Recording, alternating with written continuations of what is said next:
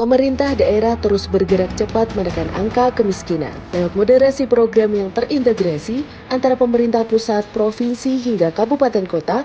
Skema pengentasan kemiskinan kini semakin dipertajam. Komisi DPRD Provinsi Jawa Tengah menekankan bahwa kunci keberhasilan ini terletak pada satu kata, kolaborasi. Tidak hanya antar instansi, tapi juga melibatkan peran aktif seluruh lapisan masyarakat. Wakil Ketua Komisi DPRD Jateng Yudi Indra Swindarto menegaskan, pemerintah akan mendorong optimalisasi kawasan ekonomi khusus. Tujuannya jelas, menarik investor seluas-luasnya demi menciptakan lapangan kerja baru bagi masyarakat. Pemberdayaan adalah solusi jangka panjang. Fokus ke depan menyatukan seluruh program agar lebih terarah. Sinergi solid antara DPRD Provinsi Jawa Tengah dan pemerintah Provinsi Jawa Tengah dalam menggulirkan program pemberdayaan masyarakat membuahkan hasil membanggakan, dengan diterimanya apresiasi resmi dari Kementerian Sosial RI atas dampak nyata yang dihasilkan. Pemirsa, Jawa Tengah merupakan salah satu provinsi yang memiliki angka kemiskinan tertinggi di Pulau Jawa. Namun, angka kemiskinan ini terus ditekan, diintervensi tentunya melalui pendidikan, infrastruktur maupun kesehatan.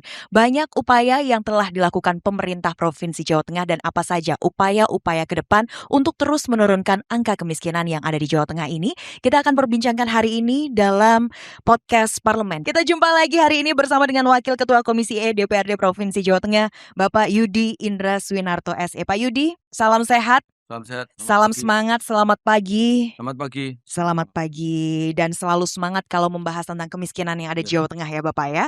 Oke, dan selanjutnya kami juga akan menyapa Kepala Dinas Sosial Provinsi Jawa Tengah, Dr. Randes Imam Maskur MSI. Pak Imam Maskur, kabar baik, sehat, Bapak? Waalaikumsalam. Kita jumpa lagi hari ini setelah beberapa episode kita bertemu ya Bapak ya. Baik. Dan kami juga akan menyapa Kepala Biro Kesejahteraan Rakyat dan Pengentasan Kemiskinan Setda Provinsi Jawa Tengah, Bapak Syamsuddin Isnaini SSTP. Pak Syamsuddin, selamat pagi. Salam sehat. Salam sehat. Banyak program tentunya dari Setda ya Bapak ya, khususnya Biro Kesra. Fresh from oven. Wah, fresh from the oven ya. Baru, karena baru ya. Masih grass. Oke, dan kemudian kami juga akan menyapa Kepala Bidang Pengembangan Pemuda Dinas Kepemudaan dan Olahraga Provinsi Jawa Tengah. Di samping saya Pak Gunardi, Eskom MM. Selamat pagi Bapak. Selamat pagi Mbak. Selamat pagi. Kita nanti akan ngobrol-ngobrol juga ya terkait dengan pengembangan kepemudaan untuk pengentasan kemiskinan. Dan hari ini yang paling cantik, kayaknya lebih cantik dari saya, kami akan menyapa juga Kepala Bidang Pemberdayaan Pemuda Dinas Kepemudaan dan Olahraga Provinsi Jawa Tengah, Dr. Randa Lina Mayanti Harahap MM. Bu Lina, kita jumpa lagi. Selamat pagi. Yang kedua, dengan semangat pemuda ya Ibu ya. Oke, baik. Pagi ini kita mau bahas terkait dengan pengentasan kemiskinan, penanggulangan kemiskinan yang ada di Jawa Tengah. Kita ke Pak Yudi terlebih dahulu. Pak Yudi, kalau dari peran legislatif, apa saja sih Pak yang sudah dilakukan untuk menanggulangi kemiskinan yang ada di Jawa Tengah ini? Ya, selamat pagi. Jadi saya pertama-tama harus koreksi dulu. Kita bukan nomor 1. Iya. Ya, kita masih nomor 3. Ya, nomor 3 pun di Indonesia karena apa? Nomor 1-nya Jawa Timur, Jawa Barat, dan Jawa Tengah. Kenapa semua nomor 1, nomor 2, dan nomor 3-nya ada di Pulau Jawa? Karena jumlah penduduk di Pulau Jawa ini paling besar. Ya. Jadi kita ini jumlah penduduk kita hari ini 38 juta. Jadi memang ada tantangan tersendiri sehubungan dengan dalam rangka kita mengelola kehidupan masyarakat kita. Jadi hari ini kita tetap berusaha, kita tetap mendorong kegiatan-kegiatan yang arahnya penanggulangan kemiskinan, apalagi hari ini dengan seluruh tenaga baru, apalagi ini ada Pak Biro Kesra kita, Pak Syamsuddin ini sangat concern. Beliau ini dulu berawal dari Biro Kesra dan kembali ke Biro Kesra. Oke. Ya. Jadi kalau dari wajahnya juga wajah kesejahteraan, ya kan? Jadi kalau ditanya apa yang sudah dilakukan teman-teman di DPRD adalah bahwa kami terutama di Komisi dan beberapa komisi yang hari ini ada di DPRD Provinsi Jawa Tengah, kami mendorong pemerintah daerah dalam hal ini pemerintah Provinsi Jawa Tengah dalam rangka melakukan langkah-langkah nyata, melakukan kegiatan-kegiatan nyata yang ada hubungannya dengan penanggulangan kemiskinan. Apa itu? Jadi kita bersama-sama dengan eksekutif, dengan dinas sosial, dengan Biro Kesra, dengan dinas Kepemuda Pora dan Olahraga, juga dengan Bapermasdes kemarin juga semua itu kita sudah muter-muter nih. Kita sudah ke kementerian, kita sudah mendorong. Jadi mulai dari Kementerian Sosial itu kita benar-benar mencari dan kita mencari format dan kita melihat pola seperti apa sih harusnya kemiskinan itu ditangani dan sebenarnya seperti apa juga kemiskinan itu dilihat kan gitu loh, diukur kan Iya. gitu kan. Setelah itu kita juga sudah bersama-sama dengan teman-teman dinas, kita juga sudah ke Kementerian Pemuda Olahraga, ke Kementerian Desa, kita juga ke beberapa kementerian yang hari ini bisa support. Kita juga komunikasikan ini juga dengan beberapa stakeholder yang lain. Kementerian Pertanian itu bahkan sampai bisa support beberapa hal. Karena hari ini kenapa pertanian? Karena kita paham Jawa Tengah sebagian besar masyarakatnya bertumbuh pada sektor pertanian. Jadi mata pencariannya di sektor pertanian sehingga ini menjadi dorongan buat kami sektor perikanan dan lain sebagainya. Lah, ini kita mendorong sampai akhirnya kita bisa membuat satu pola di mana kita melakukan pemetaan bersama juga dengan dinas sosial, Biro Kesra, juga dinas pemuda olahraga, kita sampai bisa melakukan pemetaan bersama-sama. Jadi data-data Bappenas yang ada, data-data terhadap hari ini ada verifikasi tentang DTSEN dan validasi verbal ya, verifikasi dan validasi DTSEN. Nah, ini kita juga lakukan pola. Jadi setelah kita tahu seperti apa sih kondisi Jawa Tengah, desa-desa mana, kabupaten mana saja, desa mana saja kan gitu loh. Sampai akhirnya ketemu desa mana saja. Setelah ketemu desa mana saja, kita mulai juga bisa lihat bersama-sama. Kita selalu lakukan ini sekarang bersama-sama karena bagaimanapun juga DPRD adalah bagian dari pemerintahan daerah di mana ini menjadi satu sinergi. Jadi akhirnya kadang-kadang fungsi pengawasan kami ini kita lakukan langsung bersama-sama dengan fungsi-fungsi kami sebagai bagian dari pemerintah daerah kan gitu. Jadi setelah itu kita petakan, kita sampai bisa melihat mana saja sih, termasuk akhirnya ketemulah berapa toh pemuda yang miskin gitu loh. Kalau kita sebutannya nggak miskin ya, kita langsung spesifik. Berapa toh pemuda yang hari ini ada di desil 1 sampai desil 4. Jadi kalau pendengar belum memahami yang namanya desil itu adalah satuan 10% kondisi paling rendah kondisinya.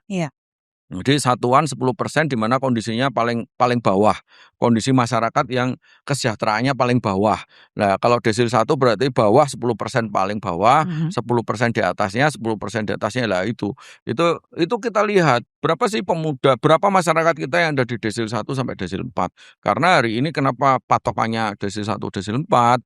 Jadi saya yakin masyarakat pendengar juga paham bahwa hari ini basis Kementerian Sosial dalam memberikan bantuan sosial, memberikan PBI, memberikan bantuan-bantuan lain yang langsung bisa diterima masyarakat itu basisnya adalah masyarakat yang ada di desil 1 dan desil 4.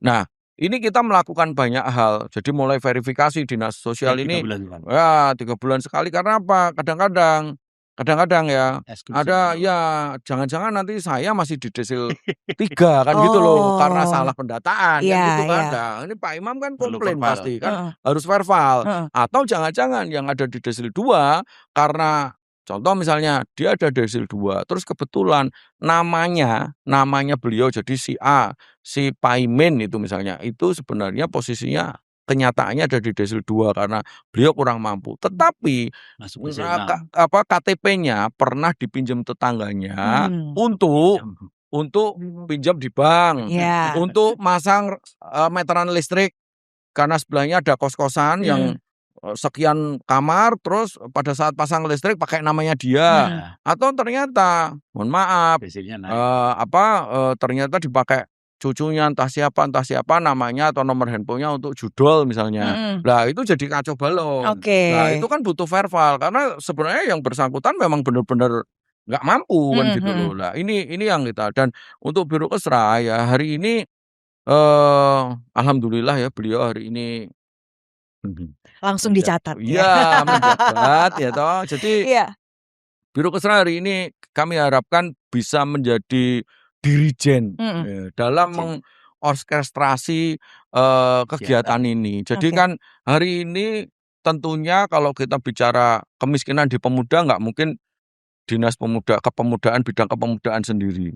Terus kalau kita bicara kemiskinan secara di Jawa Tengah, nggak mungkin juga kita serahkan Dinas sosial. Dinas sosial Dinas sendiri, sosial. ya. Nah, begitu juga di dinas-dinas yang lain lah. Ini kita butuh teman-teman dari Biro Kesra untuk Oke. melibatkan semua dinas. Harapannya adalah dengan data-data yang ada lengkap dan lain sebagainya, kita bisa benar-benar nanti pemerintah Provinsi Jawa Tengah itu punya empati atau punya keberpihakan dalam proses perencanaan anggaran dalam rangka menurunkan angka kemiskinan. Oke, Karena baik. sebenarnya kalau kita lihat anggarannya Dinas sosial. Kesra nggak cuma dinas Ya, sosial, Kesra, total. anggaran Kesra di dinas sosial, di Hmm. kepemudaan, di Biro Kesra, Iya. Dinas Permades. Permases itu turun terus. Oh. Terus karena turun terus kenyataannya kemiskinannya naik terus lah. Iya. Ini berbanding lurus apa tidak? Oke, Nah, baik. Kita ke Pak Syamsuddin. Pak Syamsuddin ini sebagai dirijen kata Pak Yudi Indras ya dari Biro Kesra. Ini apa saja upaya dilakukan terus sinergitas antara OPD terkait ini seperti apa? Ya, terima kasih.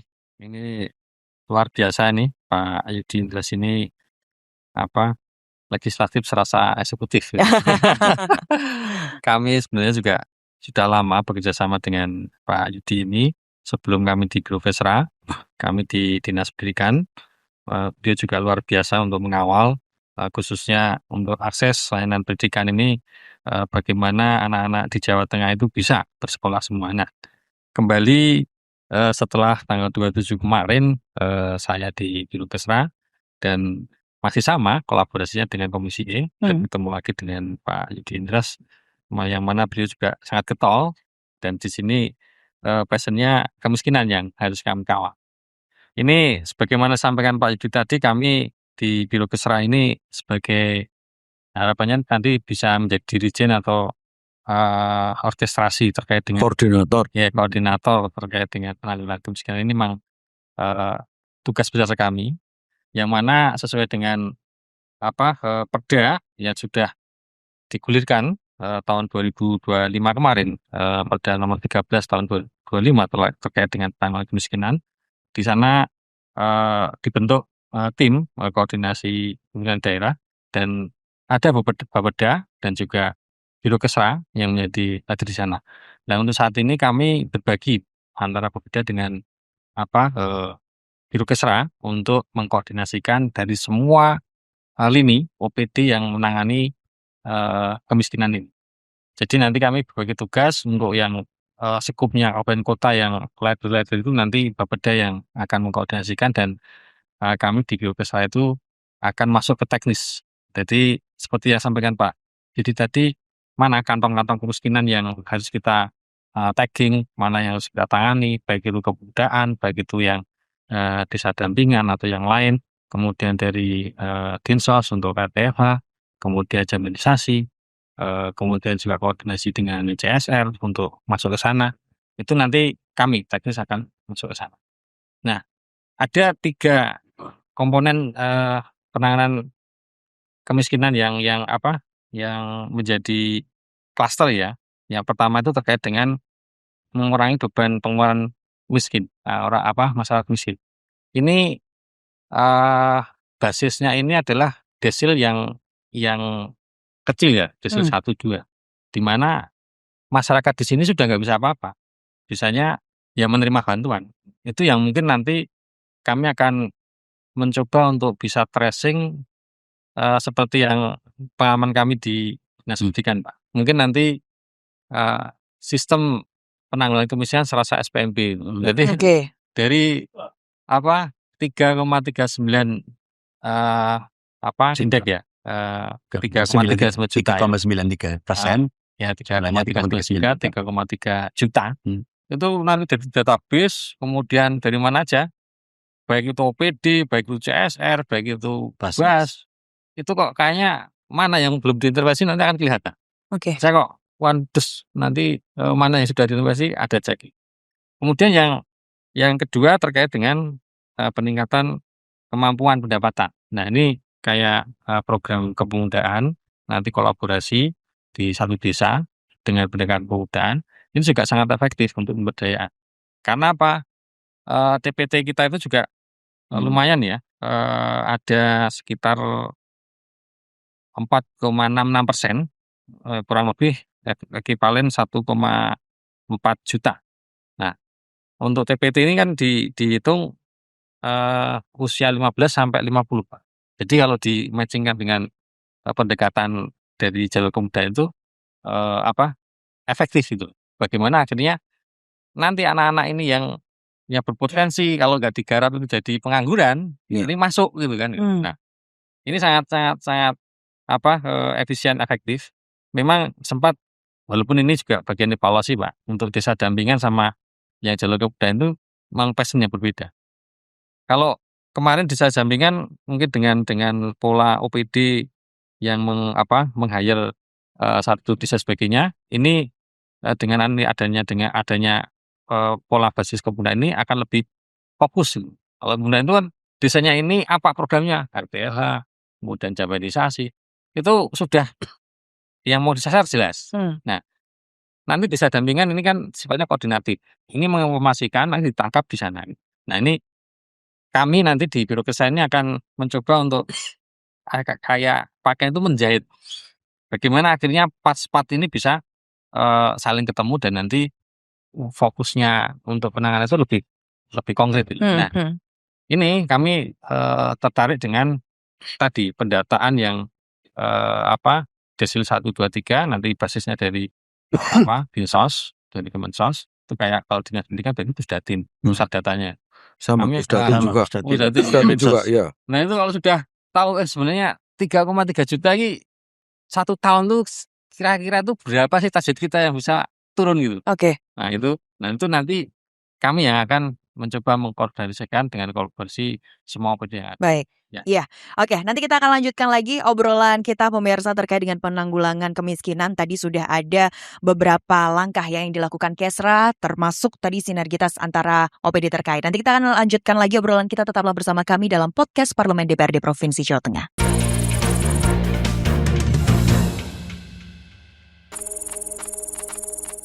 Kita kembali lagi masih di podcast Parlemen DPRD Provinsi Jawa Tengah. Tadi terkait dengan penanggulangan kemiskinan yang sudah dilakukan Biro Kesra, ada pendataan-pendataan, kemudian ada juga melakukan koordinasi terkait dengan kemiskinan daerah-daerah, mengurangi beban pengeluaran masyarakat juga. Salah satunya ini di Desil 1 yang memang masyarakatnya tidak bisa apa-apa, andalannya adalah bantuan sosial. Kita ke Dinsos, Pak Imam Maskur. Iya. Sejauh ini seperti apa bantuan yang diberikan kepada masyarakat dan apakah ini sudah mampu mengangkat perekonomian masyarakat khususnya di Desil 1 dengan bantuan-bantuan yang sudah diberikan? Terima kasih matur nuwun Pak Yudi dan Pak Sam, teman-teman dari Fora.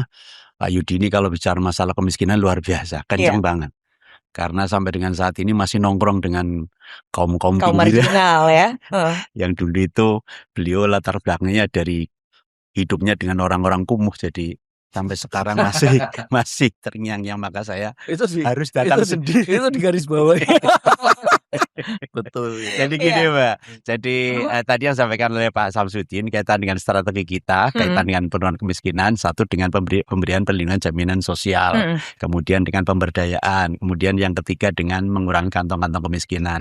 Dinsos sendiri alhamdulillah sampai dengan saat ini untuk perlindungan jaminan sosial kepada mereka yang sama sekali sudah tidak produktif, kita berikan bantuan setiap bulan. Ada yang melalui Kementerian Sosial, diantaranya program Keluarga Harapan PKH atau bantuan pangan non tunai dari Pak Presiden, ada juga bantuan BLT sementara atau BLTS yang sebulannya Rp300.000. Mereka yang tidak mendapatkan bantuan dari kementerian, dari pusat ataupun dari desa, dari kami, dari Dinas Sosial juga ada yang namanya Kajen Kartu Jateng Ngopeni. Yang sebulannya Rp200.000, lumayan ya Pak Yudi. Lumayan. Dan ke depan ditambah lagi. Nah, kaitan dengan untuk strategi yang kedua yang tadi disampaikan oleh Pak Kepala Biro Kesra untuk pemberdayaan. Alhamdulillah di Dinas Sosial ada beberapa kegiatan program yang digunakan untuk mensupport masyarakat yang memiliki giroh atau keinginan untuk memajukan usahanya atau mempunyai embrio untuk berusaha. Kita ada yang namanya pemberian bantuan kelompok usaha bersama Kube. Yang satu kelompoknya kalau itu memang bentuknya kelompok, satu kelompok 10 orang, kita berikan bantuan hibah 20 juta rupiah. Nah kalau seandainya itu perorangan, usaha perorangan, kita bantu dengan usaha ekonomi produktif. Di samping itu juga ada dari Basnas yang dikoordinasi oleh Biro Kesra juga ada kegiatan-kegiatan itu. Nah kaitan dengan untuk mengurangi kantong-kantong kemiskinan, teman-teman OPD itu sudah bergerak semua. Misalkan yang masyarakat yang belum punya listrik dikasih bantuan dari SDM, yang rumahnya tidak layak huni dikasih dari Prakim dan sebagainya. Jadi 3 strategi ini yang sudah dilakukan oleh pemerintah Provinsi Jawa Tengah sudah sangat tepat dan menuju pada sasaran. Makanya tadi disampaikan oleh Pak Yudi, kemiskinan kita sudah sangat luar biasa dari 11,79% sekarang jadi 1 digit 9,39%. Alhamdulillah kita tadi disampaikan oleh Pak Yudi sudah nyalip Jawa Timur. Artinya mudah-mudahan ke depan kita terus berusaha semaksimal mungkin dengan strategi yang ada yang masih salah sasaran. Sebetulnya dia masuknya desil 1 tapi dia masuk desil 6. Itu kan tidak bisa dapat bantuan. Atau desil 6 masuk desil 2. Ya, jadi tiap 3 bulan sekali kita adakan verval, verifikasi validasi data. Nah, kemudian bagi yang masuk desil 1, desil 4 berhak untuk mendapatkan bansos. Tapi kalau yang masuk desil 5 hanya mendapatkan PBI.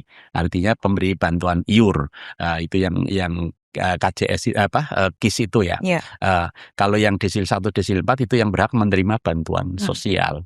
Termasuk di dalamnya untuk anak-anak yang masuk desil 1, desil 4, kalau seandainya itu pelajar itu bisa atau dapat alokasi afirmasi dari Dinas Pendidikan untuk memilih sekolah negeri. Nah, ini yang dimaksud tadi Pak Imam, bahwa akan ada verifikasi. Jadi masyarakat cukup sampaikan saja ke di situ ya perangkat desa, kelurahan, atau di situ ada pendamping PKH dan lain sebagainya untuk dilakukan verifikasi. Atau kadang-kadang nih udah ada loh kejadian kita lagi diskusi, ternyata salah satu dosen di Undip misalnya bla bla bla bla bla, salah satu pengajar lah, ternyata masih dapat kan itu loh. Nah ini kan juga perlu di verbal kan gitu loh. Jadi ini jadi guyon-guyon, tapi beliau waktu itu dengan kesadaran beliau menyampaikan juga, aku tuh udah masuk di sini, jadi ini aku nggak perlu dapat kan gitu-gitu. Jadi hari ini atas keluhan-keluhan masyarakat itu ada tindak lanjut, ada satu. Jadi kalau kemarin kan sampai hari ini tuh masih ada keluhan.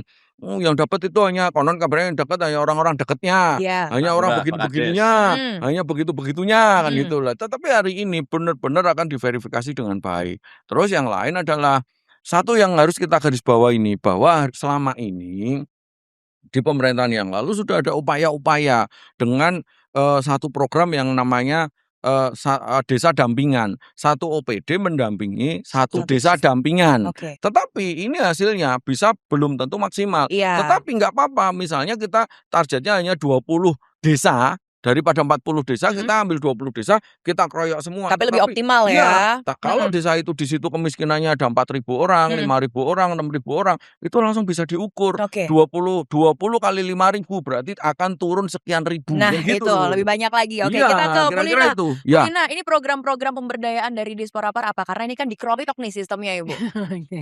Ya Mbak, terima kasih atas waktunya. Kebetulan kalau untuk tahun 2026 nih, untuk kita mendukung program yang tadi sudah disampaikan oleh Pak Yudi, Pak Imam, dan Pak Biro Baru, Kepala Biro Baru.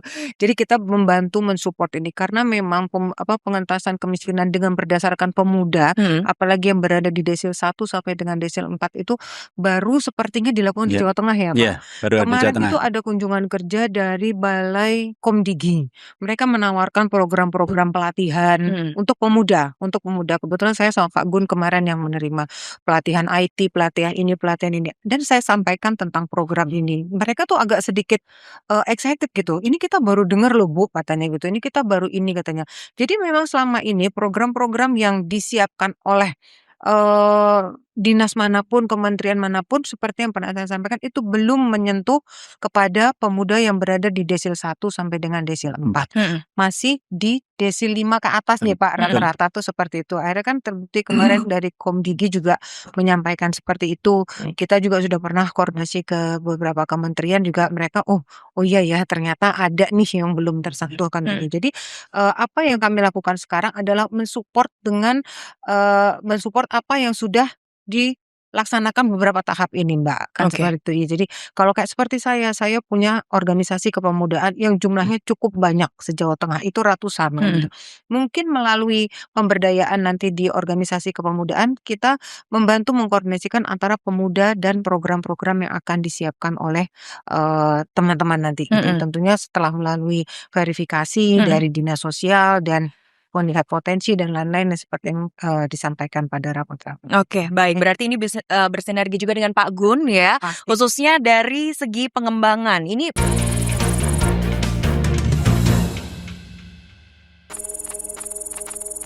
mengembangkan potensi-potensi pemuda khususnya di daerah-daerah yang masih banyak desil 1 sampai 4-nya ini seperti apa Pak Gun? Terima kasih Mbak. Selamat pagi Bapak sekalian.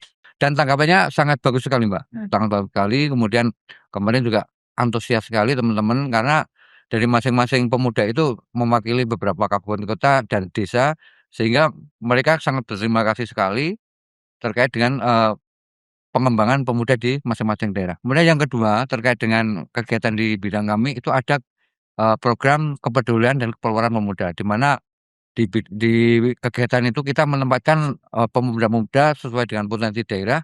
Kemudian di situ pemuda-pemuda itu mencari potensi daerah itu kira-kira potensinya apa sih terkait dengan pengentasan kemiskinan.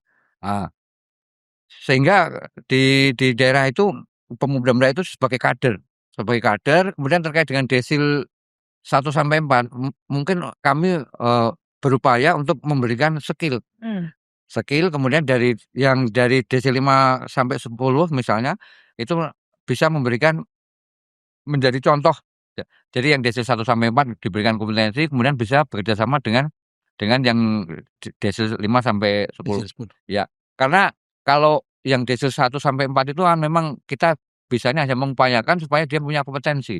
Kalau misalnya kita diberikan karena kan di desil 1 sampai 4 itu kan kondisinya kan sangat rendah sekali, kemudian mungkin teknologi aja mungkin nggak bisa. Secara pendidikan Ya, juga secara mungkin beda pendidikan ya.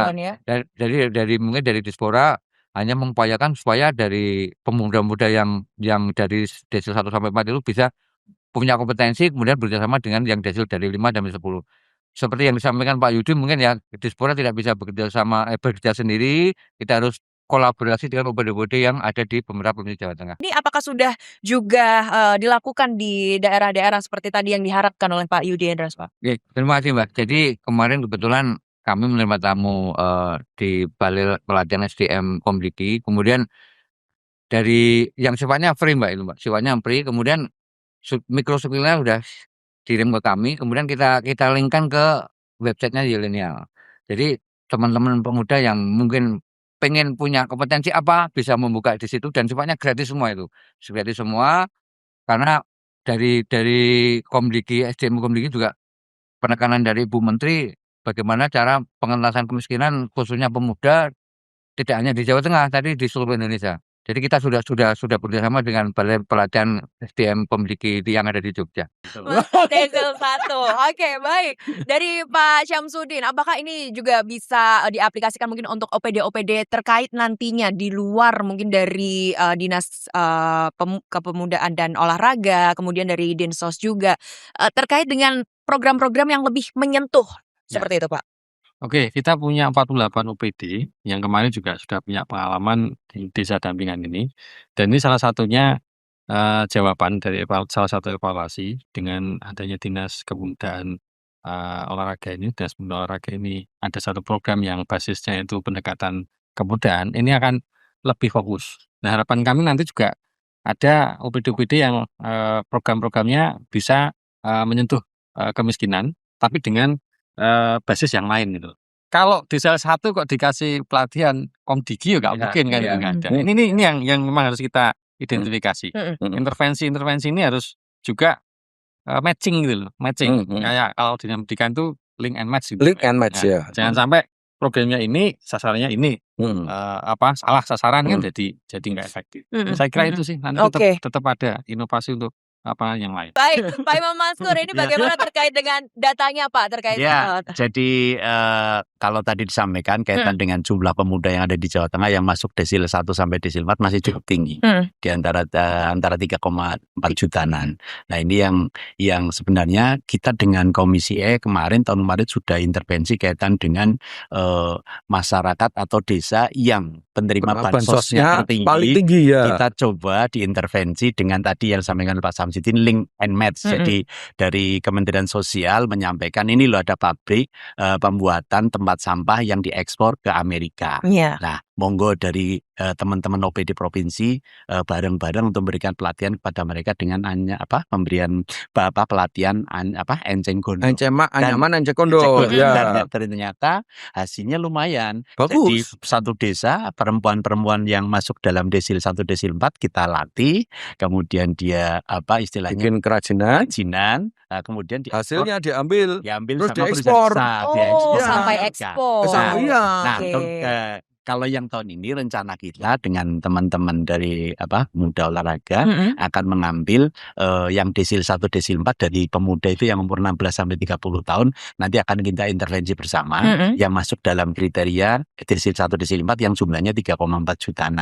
Dari tadi kaitan dengan pemberdayaan Mbak Lina, kemudian pengembangan Mas Gun dan sebagainya. Ini kita gandeng bersama. Oke. Iya, atas inisiatif beliau.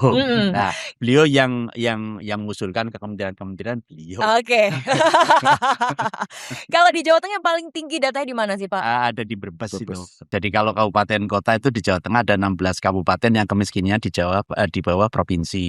Kemudian ada 3 yang di bawah kemiskinannya di bawah di atas provinsi tapi di bawah nasional. Tapi ada 16 lagi yang kemiskinannya kabupaten kota yang di bawah provinsi dan juga di bawah nasional. Oke, nah kita ke Bu Lina. Bu Lina ini kan juga mengembangkan organisasi-organisasi kepemudaan. Kemudian juga ada anak-anak yang mungkin berprestasi, yang mungkin nanti bisa diajak kolaborasi ya. Nah, seperti apa nanti kolaborasi yang akan diberikan khususnya untuk desa-desa yang akan didampingi? Nanti Bu Lina kita akan mendengar jawaban Bu Lina ya, karena kita akan jeda sejenak. Tetaplah bersama kami dalam Dialog Parlemen.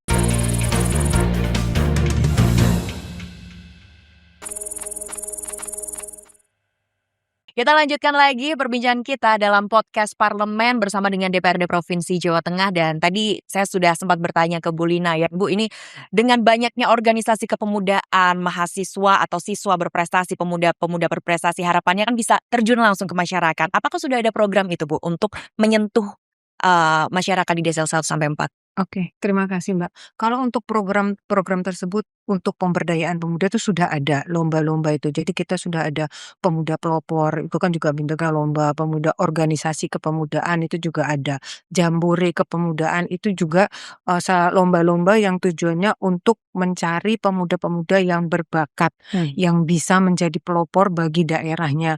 Kepeloporan tentang apa? Jadi banyak jenis setiap lomba itu ada kriterianya. Jadi ada satu pemenang pemuda pelopor dari Jawa Tengah dan dia sudah kita kirim ke tingkat nasional waktu itu, tapi kalau saya nggak salah di tingkat nasional dia nomor 2 ya waktu itu. Jadi orang Magelang, kebetulan suami istri.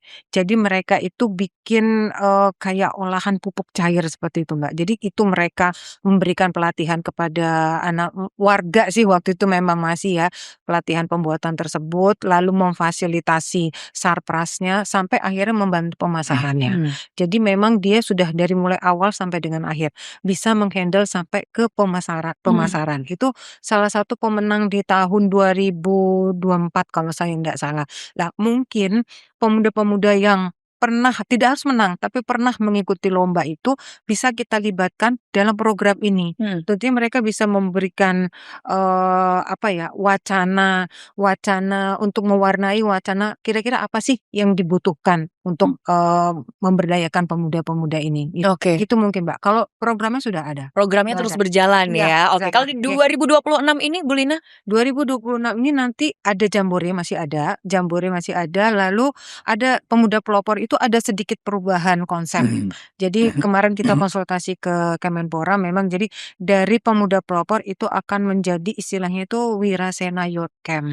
Jadi nanti itu pemuda-pemuda pemenang perwakilan dari masing-masing provinsi itu seperti di Youth Camp itu diberikan pelatihan singkat dulu, jadi tidak langsung dilombakan. Jadi ada pembekalannya dulu, ada apa. Nanti pemenangnya dari situ akan disalurkan kepada lomba berikutnya. Sampai kalau memungkinkan itu nanti katanya ada kayak pertukaran pelajar asing atau apa. Jadi berkesinambungan itu nanti. Tetap ada. Di Tetap ada 2026 ya. tetap ada. Oke, jadi kita tunggu nanti kontribusi juga dari pemuda-pemuda itu untuk bisa kembali lagi ke daerahnya ya Ibu ya, Iya. untuk bisa membantu menggandeng pemuda-pemuda yang lain untuk keluar. Tapi kan kalau berbicara kemiskinan ini tidak hanya tentang faktor ekonomi tapi juga tentang mental, Pak. Bagaimana Pak Yudi melihatnya?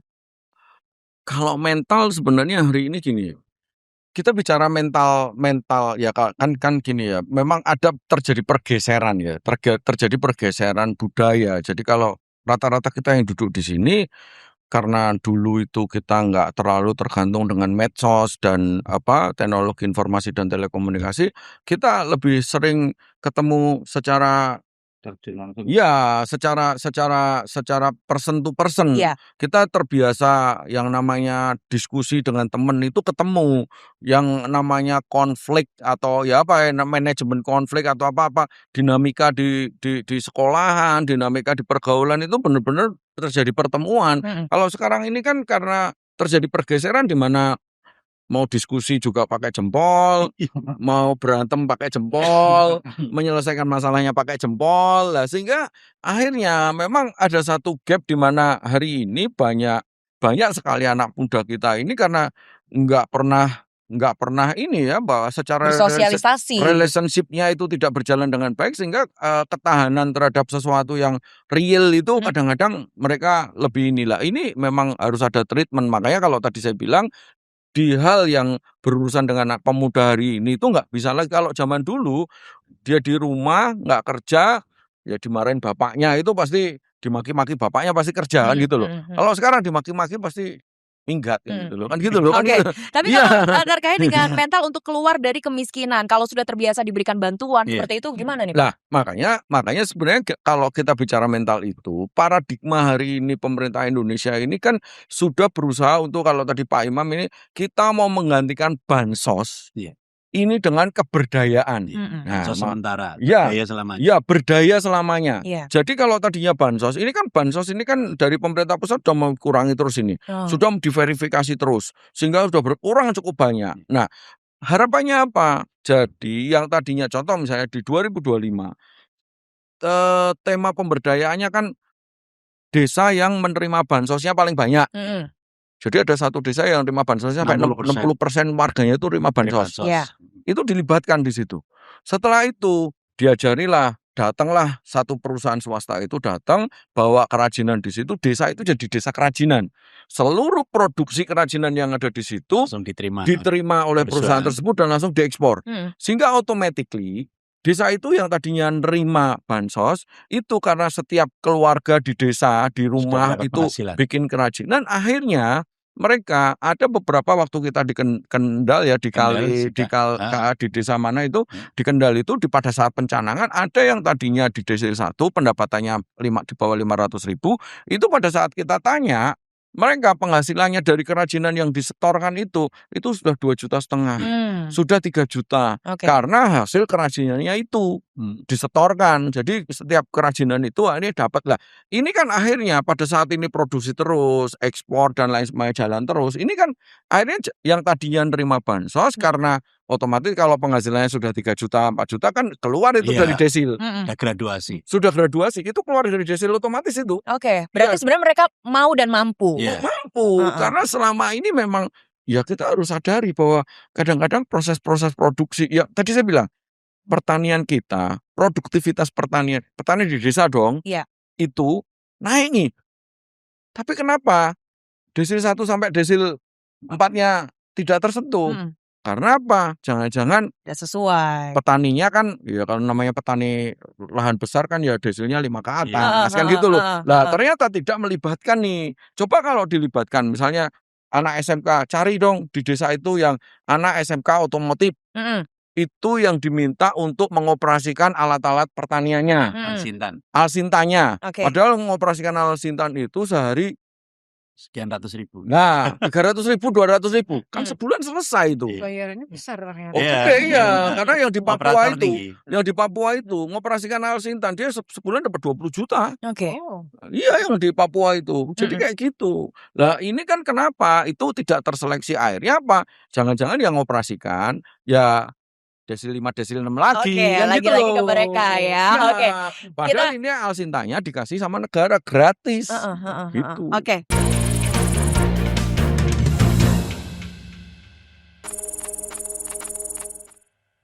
Kalau dari Pak Imam ya, ini terkait dengan bantuan-bantuan yang sudah diberikan oleh Dinas Sosial. Ini angkanya kan tadi kalau Pak Yudi sampaikan semakin berkurang ya Pak ya. Apakah memang juga sudah banyak masyarakat di Jawa Tengah yang mulai keluar perlahan dari angka kemiskinan? Jadi Sebenarnya tahun masih kurang. Masih kurang. 2025 alhamdulillah dengan pemberian edukasi melalui pertemuan P2K dari teman-teman pendamping PKH, alhamdulillah ada 3.300 keluarga yang sudah digraduasi. Artinya mereka sudah tidak menerima bantuan sosial lagi, bansos lagi. Dari 3.300 itu 300 keluarga itu yang didampingi oleh Leo. 590. Totalnya ya, Ya. totalnya ada tambahan 290. Iya. Nah, maksud kami di samping ada pemberian edukasi kepada masyarakat yang sudah mampu diberikan pengertian, loh jenengan udah mampu, ayo jenengan bangkit, jangan mau menerima bansos lagi. Ada juga yang sudah diberikan bantuan dan uang bansos itu digunakan untuk pemberdayaan dirinya sendiri, keluarga sendiri juga banyak. Dan alhamdulillah tahun 2025 sudah ribuan yang sudah digraduasi, tetapi bansos sampai sekarang belum berkurang. Karena apa? Diberikan kepada mereka yang inclusion error, yang harusnya dapat tapi dia belum Nggak mendapatkan. dapat, Oke. Nah, melalui itu semua, itu kita berupaya semaksimal mungkin tahun ini ditargetkan satu pendamping PKH itu 10 keluarga yang digraduasi. Padahal kita ada 4.900-an pendamping. Berarti mudah-mudahan tahun ini bisa 49.000 keluarga yang bisa digraduasi. Kalau jumlah bansos yang sekarang diterima oleh masyarakat Jawa Tengah jumlahnya 1,5 juta keluarga. Tapi kalau BPNT bantuan pangan non tunainya sekitar 18 jutaan. Nah, kalau BPNT kan sebulannya hanya 200.000 rupiah. Kalau PKH kan yang paling besar kan memang PKH. Jadi mudah-mudahan tahun ini ada jumlah graduasi yang cukup banyak, apalagi kita juga akan mendampingi teman-teman pemuda yang ada di desa-desa yang jumlah pemuda di desil 1 sampai desil 4-nya masih cukup tinggi. Mudah-mudahan ini bisa nanti jadi pilot proyek, kemudian nanti kabupaten kota desa-desanya pada bisa meniru atau bisa mengadopsi atau bisa mereplikasi apa yang sudah kita laksanakan untuk pendampingan pemuda di beberapa kabupaten yang akan kita laksanakan. Oke, baik. Berarti nanti kolaborasi juga bersama dengan Pak Gun ya. Kalau dari Pak Gun sendiri, Dispora punya target nggak sih Pak untuk para pemuda yang bisa keluar bergraduasi gitu, keluar dari Desel 1 sampai 4? Ya, jadi dari kita target lokusnya nanti ada 18 kabupaten, kemudian ada sekitar 70 kecamatan ataupun desa, dan kita syaratnya harus sarjana, kemudian dari 100 sarjana itu nanti akan kita sebar ke 18 kabupaten kota itu untuk mencari potensi dari masing-masing daerah dan pemuda, sehingga nanti dari 18 kabupaten itu nanti akan tercipta misalnya kalau yang tahun 2026 kita fokusnya di desa wisata sama ekonomi syariah. Itu seperti itu, Mbak. Desa wisata dan ekonomi syariah. Itu di mana itu Pak? Kalau di Jawa Tengah yang mau difokuskan daerah mana? Ya itu ada sekitar 18 kabupaten itu, Mbak. Yang nanti kita mungkin bisa bekerjasama dengan Pak Imam Maskur terkait dengan data yang banyak desa 1 sampai 4-nya, nanti kita akan fokuskan gitu. Oke, baik. Pak Yudi, yang terakhir apa pesannya? Karena banyak berita-berita yang mungkin tidak valid di media sosial terkait dengan pengentasan kemiskinan di Jawa Tengah. Jadi saya ya berpesan bahwa kalau kita bicara kemiskinan di Jawa Tengah, kemiskinan di sebuah daerah, namanya kemiskinan itu kan dinamika kehidupan masyarakat. Dan dinamika kehidupan masyarakat itu pasti akan fluktuatif. Ya. Sehingga kalau kita bicara bahwa Jawa Tengah zero dari kemiskinan lah. Ini kan banyak sektor yang bisa membuat itu tuh zero. Tetapi bahwa itu apakah itu mungkin? Oh tidak. Saudi Arabia aja yang katanya negara paling kaya minyak aja, ternyata di pelosok-pelosok Riyadh dan lain sebagainya itu banyak orang miskin kan gitu loh. Nah hari ini kita berupaya, sudah banyak program yang kita jalankan, kita sudah dorong semua hal. Kita memang hari ini care. Kalau kita disebut Jawa Tengah ini penyumbang kemiskinan terbesar karena memang penduduk kita terbesar tinggi. Coba kalau penduduk kita sama kayak penduduk Kalimantan Banten Timur gitu ya. atau penduduk mana Iya. Jayapura gitu lah, mungkin ya kemiskinan kita rendahan gitu loh. Lah ini yang harus benar-benar kita pahami bahwa memang kita pemerintah provinsi udah dorong. Bahkan angka APBD yang kita dorong untuk mengurangi kemiskinan ini jumlahnya tinggi. Cukup besar ya. cukup besar. Lah harapannya memang nanti di proses-proses pembangunan ke depan ada satu hal nih, ini Pak Kabiro ini menjadi harapan kita semua untuk menjadi dirijen agar seluruh prosesnya itu bisa berjalan. Nggak apa-apa, daripada 48 tadi misalnya tak sampaikan, kita dorong aja misalnya di 25 desa, tetapi kalau itu kita ambil desa-desa dengan kabupaten kota yang angka kemiskinannya paling tinggi, harapannya itu bisa selesai.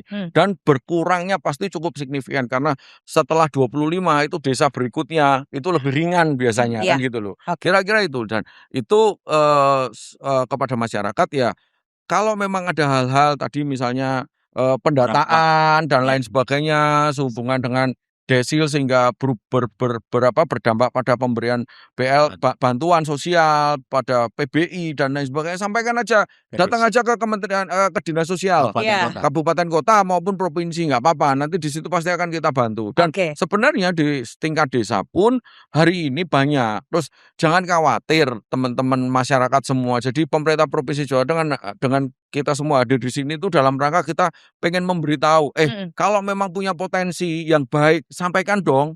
Kalau pengen mau desanya maju, sampaikan lewat webnya pemerintah provinsi, sampaikan DM lewat IG-nya DPRD Jawa Tengah, nggak apa-apa, DM lewat IG-nya pemerintah provinsi, Biro Kesra dan lain sebagainya, nggak apa-apa. Kalau kita ada potensi seperti ini, jumlah penduduk kita seperti ini, itu kita akan lebih gampang. Gitu. Baik. Karena sebenarnya semua udah tersedia. Justru semakin sadar potensinya tuh semakin baik ya Bapak ya? Ya, jadi sebenarnya gini loh, bahwa kritik masyarakat, memberitahu kita, tetapi harapannya tunjukin dong kan gitu loh. Mana contohnya itu, Pak, kita ini di sini ada potensi perikanan cukup bagus, Pak. Cuman selama ini kita belum tersentuh begini.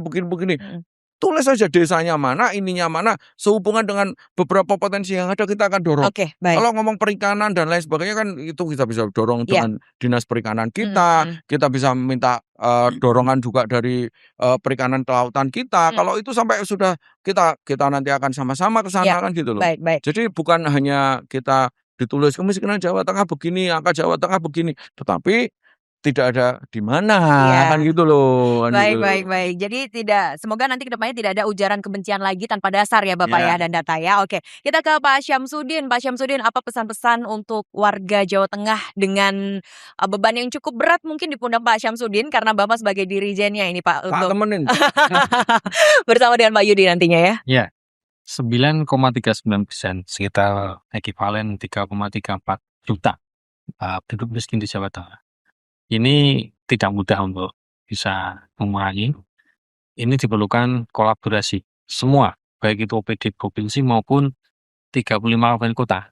Jadi ini kita bergerak bersama. Jadi kata kuncinya bergerak, maju terus, dan peduli. Khairunas alfa'um linas. Pak Imam Maskur, apa pesan yang Saya titip kepada masyarakat yang merasa sudah mampu tapi sampai dengan saat ini masih menerima bansos. Saya mengetuk hati pada masyarakat, berikan kepada yang lebih berhak. Kemudian masyarakat yang sampai dengan saat ini merasa dia tidak mampu, masuk desilnya mestinya desil 1 sampai desil 4, tapi di pendataan masih desil 5 dan 6, silakan, atau mungkin sampai 10, silakan datang ke desa, koordinasikan dengan operator desa, sampaikan tolong saya diverval lagi. Tiap 3 bulan kita mengadakan verifikasi validasi. Nanti di 3 bulan berikutnya insya Allah desilnya akan berubah. Jadi tidak ada ujaran kebencian, tidak membenci pemerintah dan sebagainya. Gampang kok, panjenengan datang ke desa, sampaikan bahwa saya kondisi ekonominya sekarang begini. Tolong saya diverifikasi, validasi kembali gitu. Oke, jadi kesadaran dari masing-masing pribadi itu Ya. juga penting ya Bapak ya. Baik, terima kasih Pak Imam Maskur. Dari Pak Gunardi silakan apa pesannya untuk Iya, ya. pemuda Jadi khususnya? jadi terkait dengan yang saya sampaikan tadi, monggo bagi pemuda-pemuda di Jawa Tengah yang berminat untuk, berkontribusi terkait dengan pengentasan kemiskinan di Jawa Tengah. Ini pada bulan Mei ini kita membuka, peluang untuk, ditempatkan di berbagai kabupaten kota untuk menjadi, kader, para pemuda sesuai dengan potensi, daerah itu masing-masing. Jadi kita ada sekitar 100 Mbak, 100 sarjana yang mau kita tempatkan di, seluruh Jawa Tengah. Oke, Itu saja, baik. monggo. Ditunggu kontribusinya nanti ya di bulan Mei 2026 ini. Dari Bu Lina yang terakhir, apa Bu pesan-pesan untuk masyarakat Jawa Tengah, pemuda-pemuda harapan bangsa ini? Wih.